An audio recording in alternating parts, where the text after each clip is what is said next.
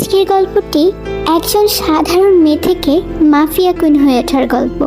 এটা হলো তে, আমাদের গল্পের নায়িকা, যার বাবার নাম আরেম এবং মায়ের নাম জিন। কিন্তু হায়, এরা শুধু তে নামেই বাবা মা। আমি এই কথা কেন বললাম সেটা তোমরা গল্পের মাঝেই জানতে পারবে। এখন চলে যাই আমাদের গল্পের নায়কের কাছে।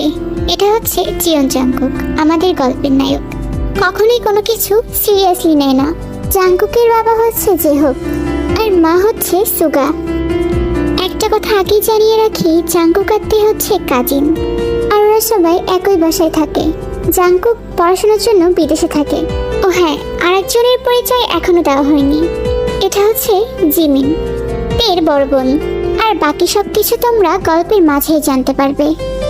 ভোরবেলা একটা ডায়েরি হাতে নিয়ে বেলকনিতে বসে আছে তে। আকাশের পানি চেয়ে তার মনের যত কথা আছে সবটা সে আকাশের সাথে শেয়ার করছে। এই 18 বছরের মেয়ের মনে যে কতটা কষ্ট সেটা একমাত্র আকাশই জানে, কারণ তার সব থেকে কাছের বন্ধুই হলো আকাশ, বসন্ত নয়। আমার দরজায় প্রথম করা ছিল অবহেলা। ভেবেছিলাম অনেকগুলো বর্ষা শেষে শরতের উষ্ণতা মিশে এলো বুঝি বসন্ত। দরজা খুলে দেখি আমাকে ভালোবেসে এসেছে অবহেলা। মধ্য দুপুরের তির্যক রোদের মতো অনেকটা নির্লজ্জভাবে আমাকে আলিঙ্গন করে নিয়েছিল অনাকাঙ্ক্ষিত অবহেলা। আমি চারপাশে তাকিয়ে দেখেছিলাম আমার দিন দশায় কারোর করুণা বা আর্থিব্য পেখম ছড়িয়ে আছে কিনা। ছিল না। বৃষ্টিহীন জনপদে খড়খড়ে রোদ যেমন দস্যুর মতো অদমনীয়, তেমনি অবহেলাও আমাকে আগলে রেখেছিল নির্মোহ নিঃসংগঠিত। কবিতা পাঠের মধ্যেই তে হঠাৎ তার মায়ের ডাক শুনতে পেল। তে এক মুহূর্ত দেরি না করে তার মায়ের কাছে চলে গেল। মা ডেকেছিলে? দেখেছিলাম মানে? তোকে না আমি কালকে কতবার করে বললাম আজকে জাংকুক বাবা এতদিন পরে বিদেশ থেকে আসছে, সব রান্না বান্না কে করবে? মা আমি এক্ষুনি করে দিচ্ছি রান্না বান্না। তে, তোর কি কাণ্ড জ্ঞান নেই বলতো? আমার ছেলেটা এসে কি খাবে? ওকে তোর জন্য ওয়েট করবে? তুই কখন রান্না করবি তারপরেও খাবে? আসলে চাচি আম্মু, জাংকুক ভাই তো আসবে দুপুরবেলা, আর এখন তো কেবল ভোর। এই জন্য আমি ভেবেছিলাম একটু পরে রান্না করব। এই তো আমি এখনই রান্না করতে চলে আসতাম। কেমন আসছি সেটা জানাই আছে। তাড়াতাড়ি কথা না বলে রান্নাটা করতো। হ্যাঁ হ্যাঁ চাচি আম্মু, আমি যাচ্ছি। তে রান্নাঘরে চলে গেল। আর জিন আর সুগার থেকে যে যে খাবার রান্না করতে বলেছে তে সেটাই করতে শুরু করলো। উফ মাম্মা, আমার কফিটা কোথায় বলো তো? তোমরা জানো না আমি সকাল সকাল কফি না পেলে আমার মাথা নষ্ট হয়ে যায়। এই তে, তুই জিমিনকে কফি দিসনি কেন? মা, আমার এত কিছুর মধ্যে কফির কথা মনে ছিল না। জিমিন আপু, তুমি একটু কফিটা বানিয়ে নাও না। আসলে আমি এক হাতে এত কিছু সামলাচ্ছি তো। Wait what? কফি বানাবো তাও আমি? তুই থাকতে আমি কেন রান্নাঘরে যাব? মাম্মি দেখেছো আমাকে কেমন অর্ডার দিচ্ছে? আর আমি রান্নাঘরে গেলে আমার অনেক গরম লাগে। এই মেয়ে, তোর সাহস তো কম না? তুই জিমিনকে রান্নাঘরে আসতে বলছিস? তুই এক্ষুনি আমার মেয়ের জন্য কফি বানাবি এই মুহূর্তে। তে আর কিছুই না বলে কফি বানাতে শুরু করলো। এসবেতে অভ্যস্ত হয়ে আছে, তাই এখন আর কারোর কথাই তে আর কষ্ট পায় না।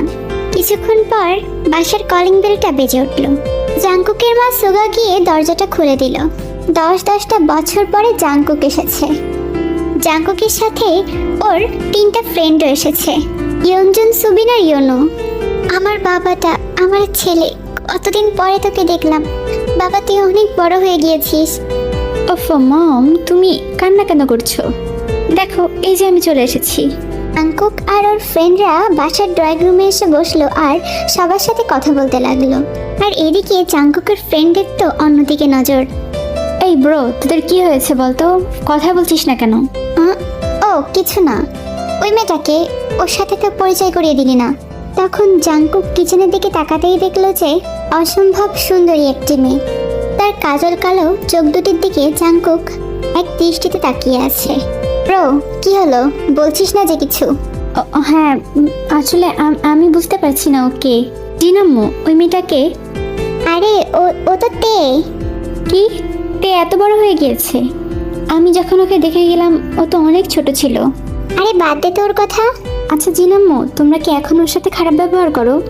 আরে জাঙ্কুক ভাই, তুমি এসব কি বলছো? ওর সাথে কে খারাপ ব্যবহার করবে? জিন কথা ঘোরানোর জন্য বলে উঠল, এই তেই, তোকে না বললাম ওদের জন্য শরবত বানিয়ে দিতে? হ্যাঁ, এই তো মা এনেছি।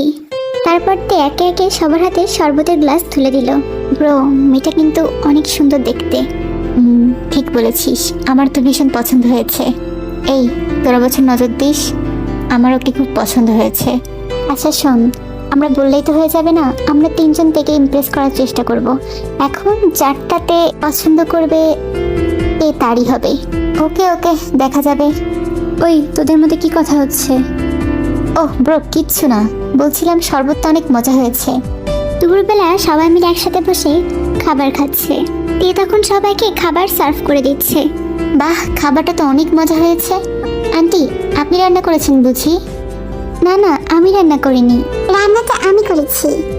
ওয়াও, জিমিন, তোর হাতের রান্না তো অনেক মজা। কিন্তু জিমিন, তোমাকে তো একবারও কিচেনে দেখলাম না আমি। ওই না, মানে হ্যাঁ, আমি তো কিচেনে ছিলাম, তুমি হয়তো খেয়াল করনি। না না, আমার চোখ তো ভুল দেখতে পারে না, আমি ঠিকই দেখেছি। বাবা, তোমরা এত কথা না বলে খেয়ে নাও, খাবার টেবিলে এত কথা বলতে নেই।